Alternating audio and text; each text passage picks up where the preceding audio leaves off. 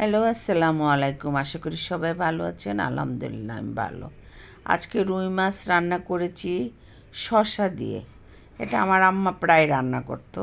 আজকে আমি ট্রাই করলাম, দেখি কেমন হয়। দেখি মাশাআল্লাহ ভালোই হয়েছে। সবই আল্লাহর ইচ্ছা।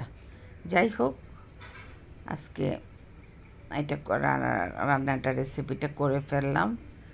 ভালোই হলো, চমৎকার হয়েছে, কালারও ভালো হয়েছে। আর শসা দিয়ে খেতে ভালোই লাগে, তারপরেও করলাম, দেখি কেমন হয়।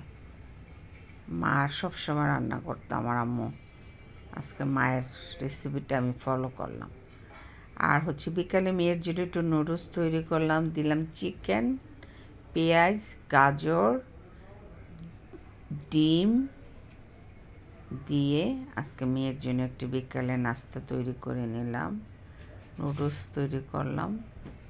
আসলে কি, রান্নাটা মনোযোগের বিষয়। মনোযোগ দিয়ে রান্না করলে সব কিছুই ভালো হয়ে যায়।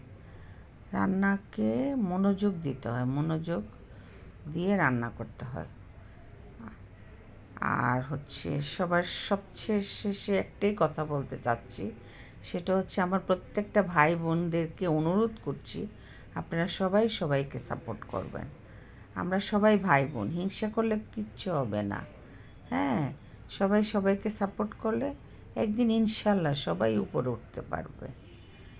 আশা করি সবাই সবাইকে সাপোর্ট করবেন।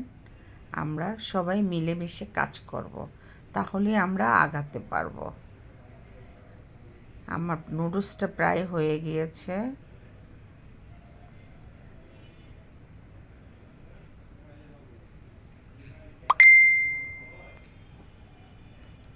এখানে দিয়ে দিব চিকেন।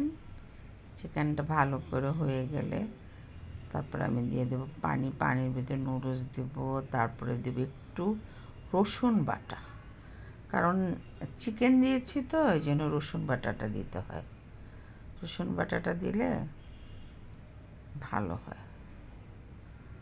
যাই হোক, ভালোই হয়েছে নুডলসটা। আমার মেয়ে খেয়ে বলেছে আম্মু টেস্ট হয়েছে।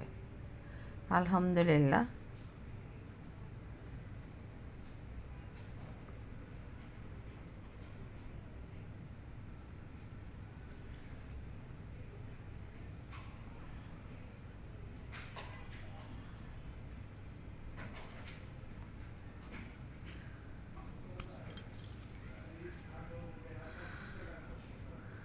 নুডলসের মশলাটা দিয়ে দিলাম চিকেনের সাথে, তাহলে চিকেনটা খুব টেস্ট হয়। এটার সাথে যদি মশলাটা দেওয়া যায়, চিকেনে ঢুকে যায়, হ্যাঁ, তাহলে খুব খুব টেস্ট হয়ে যায়।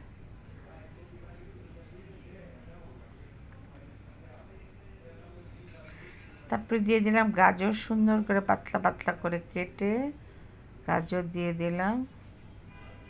গাজরটা দিয়ে তো নুডলসও দিয়ে দিয়েছি, আলহামদুলিল্লাহ। এখন দিয়ে দেবো একটু সয়া সস।